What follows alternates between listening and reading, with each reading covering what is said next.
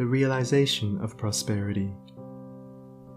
It is granted only to the heart that abounds with integrity, trust, generosity, and love to realize true prosperity. The heart that is not possessed of these qualities cannot know prosperity, for prosperity, like happiness, is not an outward possession, but an inward realization. The greedy man may become a millionaire, but he will always be wretched, and mean, and poor, and will even consider himself outwardly poor, so long as there is a man in the world who is richer than himself, whilst the upright, the open-handed and loving will realize a full and rich prosperity, even though their outward possessions may be small. He is poor who is dissatisfied, he is rich who is contented with what he has, and he is richer who is generous with what he has. When we contemplate the fact that the universe is abounding in all good things, material as well as spiritual, and compare it with man's blind eagerness to secure a few gold coins or a few acres of dirt, it is then that we realize how dark and ignorant selfishness is.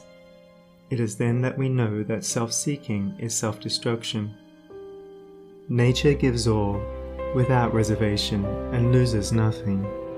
Man, grasping all, loses everything. If you would realize true prosperity, do not settle down, as many have done, into the belief that if you do right, everything will go wrong. Do not allow the word competition to shake your faith in the supremacy of righteousness.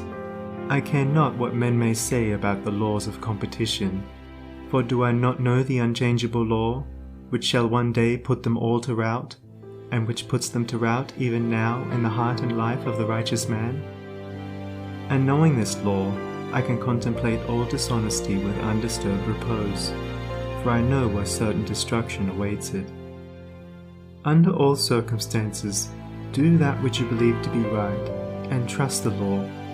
Trust the divine power that is immanent in the universe, and it will never desert you, and you will always be protected. By such a trust, all your losses will be converted into gains, and all curses which threaten will be transmuted into blessings.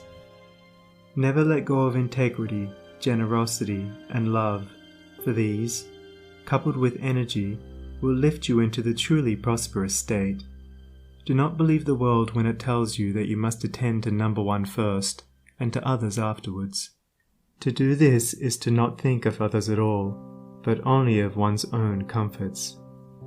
To those who practice this, the day will come when they will be deserted by all, and when they cry out in their loneliness and anguish, there will be no one to hear and help them. To consider oneself before all others is to cramp and warp and hinder every noble and divine impulse. Let your soul expand, let your heart reach out to others in loving and generous warmth, and great and lasting will be your joy, and all prosperity will come to you. Those who have wandered from the highway of righteousness guard themselves against competition. Those who always pursue the right need not to trouble about such defense. This is no empty statement.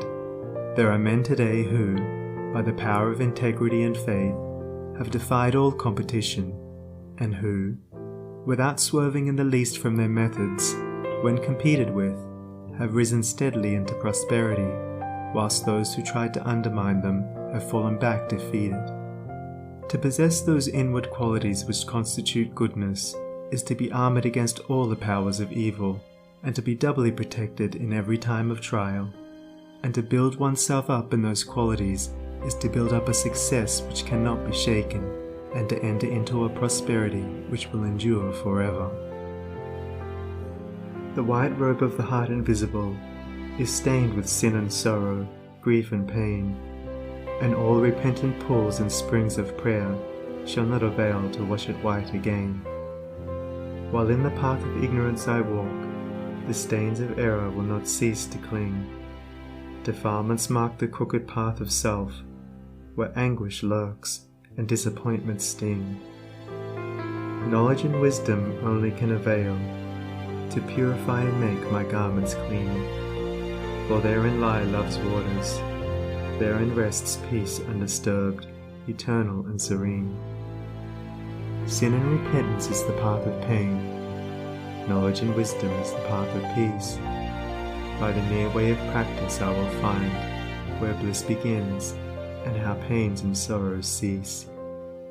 Self shall depart, and truth shall take its place. The changeless one, the indivisible, shall take up his abode in me, and cleanse the white robe of the heart invisible.